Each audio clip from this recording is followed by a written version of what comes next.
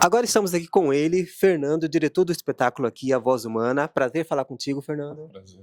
Obrigado por estar aqui. Imagina. Prazer receber você aqui no Em Cena, viu? Para bater esse papinho com a gente.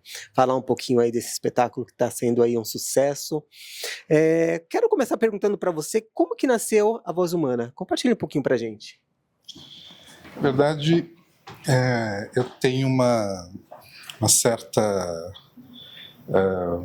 obsessão, talvez, com esse texto. Já há algum tempo eu tenho me aproximado dele, tentado entender um pouco intuitivamente o que ele tem a dizer. Tentei fazer há alguns anos uma versão desse texto com uma outra atriz, e a gente sempre esbarrou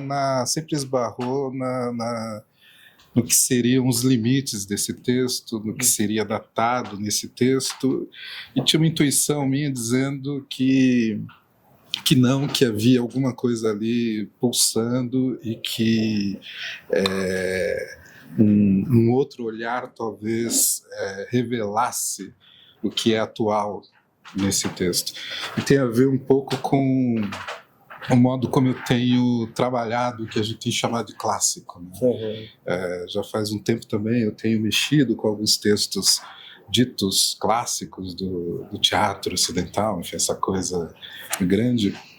E o que tem me interessado nesses textos não é o que supostamente seja universal, eterno, mas o que naquele texto foi decisivo no momento em que ele foi produzido, quais são os problemas que ele elaborou e em que medida esses problemas ou essas questões permanecem nossas. E acho que tem aqui no texto do Cocteau algo que permanece nosso. E acho que no encontro com a Larissa, isso se revelou de maneira muito potente e urgente. Né? Uau. E como foi, você comentou desse encontro de vocês, né? Já teve uma primeira tentativa de fazer essa montagem, que se esvaeceu assim, e agora com a Lari, o que você sentiu de diferente? Falou, é isso que eu estava procurando e eu encontrei. Veja, eu conheço a Larissa há 11 anos, né? Ela foi minha aluna, enfim, e a gente já vem conversando há muito tempo. E na verdade, o que acontece é que quando a gente relê o texto,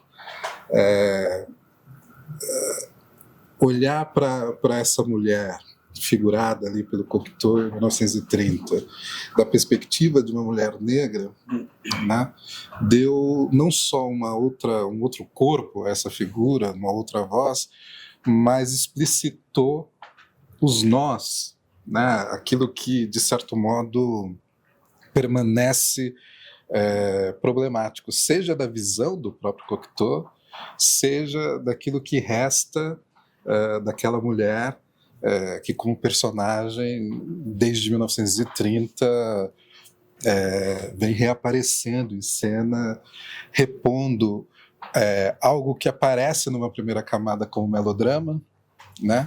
Mas onde há melodrama, há conflito.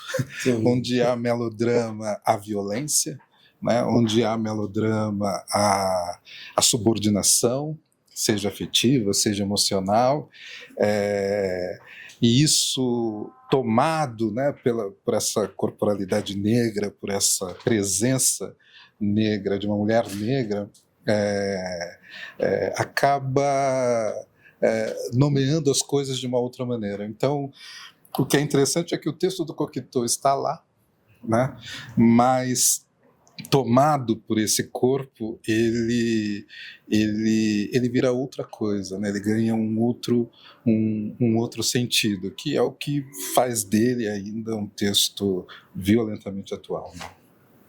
E para você, Fernando, como é que foi trazer essa adaptação para a nossa realidade de hoje? Teve algum ponto assim que você teve que tirar, achou que ia ficar muito forte, ou que você falou, não, esse aqui é extremamente T, como é que foi? Veja, o texto é de 1930 e a chave do texto é o modo como Cocteau, além da figura da mulher, o modo como ele traz uma tecnologia naquele momento nova para a cena, que é o telefone.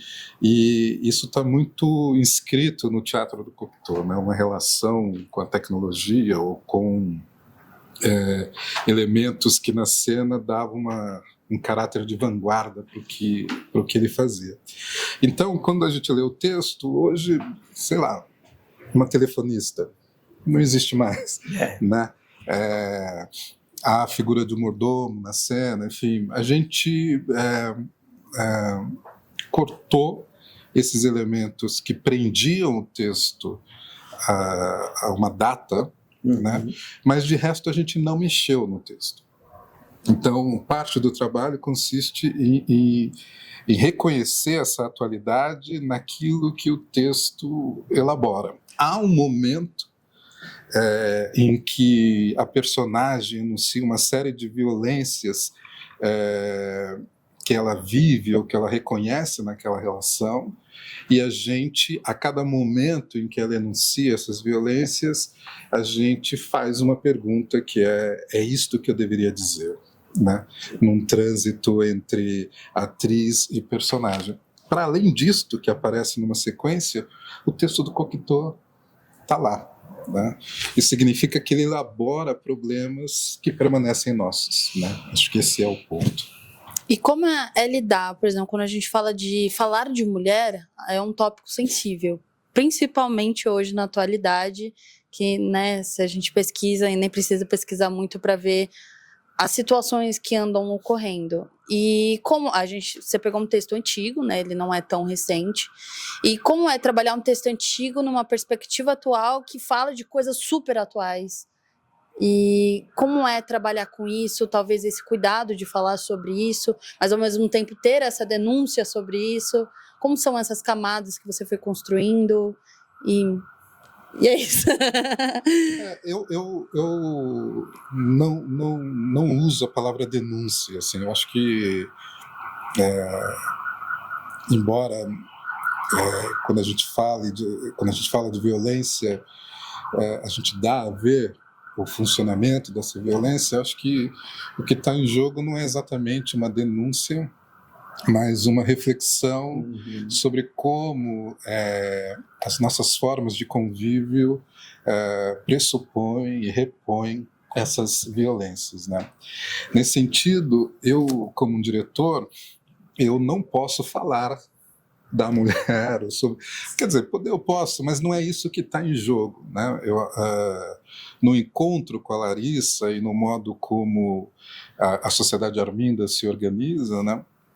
O que está posto é como podemos falar com esta mulher sobre essas questões que desdobram a experiência daquela mulher de 1930, dessa mulher de 2026, essa mulher negra de 2026, e como, enquanto homem, ainda que gay, enfim, de origem periférica, mas enquanto homem, eu me reconheço parte decisiva desse processo, na medida em que, sim, reponho ou reconheço muito dessas violências, porque, como diria o outro, de boas intenções o inferno está cheio, né? Então não bastam as boas intenções. Nas nossas dinâmicas cotidianas, as violências são reinventadas constantemente, né? Então, nesse sentido, não se trata de dar voz, não se trata de falar sobre, mas como falar com, né? E acho que isso se traduz um pouco na cena, porque se por um lado é um monólogo, né? Não é um solo. Tem uma instância de coro que se organiza na cena, na medida em que tem duas câmeras que contracenam, em que o iluminador entra em cena para fazer o jogo com o refletor, em que a pessoa de som pode entrar e resolver o problema do microfone. Quer dizer, tem o contra-regra que está ali, que, né, batendo a claquete, enfim, há um coro, né, olhando para aquilo e desdobrando dinâmicas que o texto encobre, né? A gente pensa um solo, a gente pensa uma individualidade, quando na verdade o teatro é por princípio coletivo, e neste caso específico esse coletivo emerge na cena fazendo o mecanismo funcionar, né? É isso. Fernando, muito obrigado por ter falado com a gente. Prazer conhecer. É isso, muito Tá bom. obrigada.